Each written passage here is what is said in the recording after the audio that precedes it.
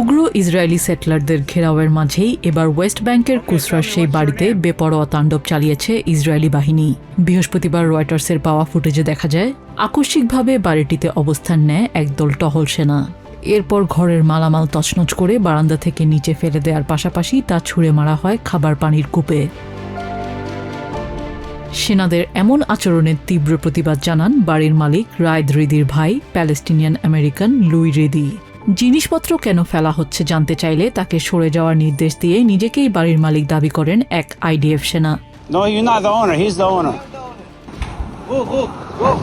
What do you mean, roll? লুই রিদি ওই আইডিএফ সেনার নাম পরিচয় জানতে চাইলেও তা এড়িয়ে যান দখলদার সেনা। এমনকি শুক্রবার দেখা যায় রাস্তা থেকে ময়লা কুড়িয়ে এনে দৈনন্দিন ব্যবহারের পানির কূপে ফেলছে ইসরায়েলি সেনারা। More garbage to be dropped.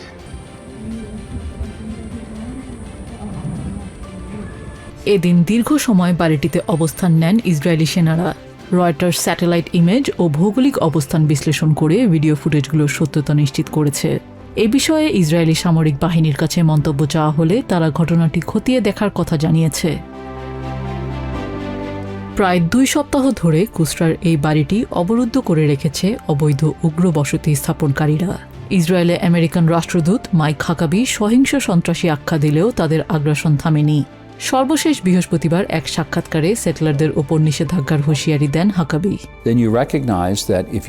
আমরা কুসরা এলাকায় আমাদের কর্মীদের পাঠিয়েছি এবং তারা সেখানে ঘটে যাওয়া ঘটনাগুলো নিয়মিত পর্যবেক্ষণ করছে। যেসব পরিবার অপরাধমূলক কর্মকাণ্ডের শিকার হয়েছে তাদের সাথে যা ঘটেছে তা দেখে আমরা অত্যন্ত স্তম্ভিত। এ ধরনের কর্মকাণ্ড সম্পূর্ণ অন্যায় ও জঘন্য। তবে হাকাবির এমন কঠোর হুঁশিয়ারি সত্ত্বেও সেটলার ও আইডিএফ সেনাদের অবস্থানে কোনো পরিবর্তন আসেনি। এছাড়া তেল আভিভের রাজনৈতিক মহল বা সরকার থেকেও এখন পর্যন্ত কোনো মন্তব্য আসেনি।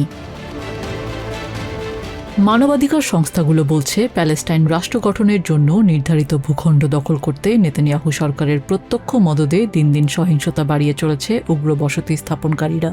আন্তর্জাতিক আইনে এসব বসতি অবৈধ হলেও তা মানতে নারাজ খোদ ইসরায়েলি মন্ত্রিসভার একাধিক সদস্য। নিজিয়া জামি, TVN24 নিউজ ডেস্ক।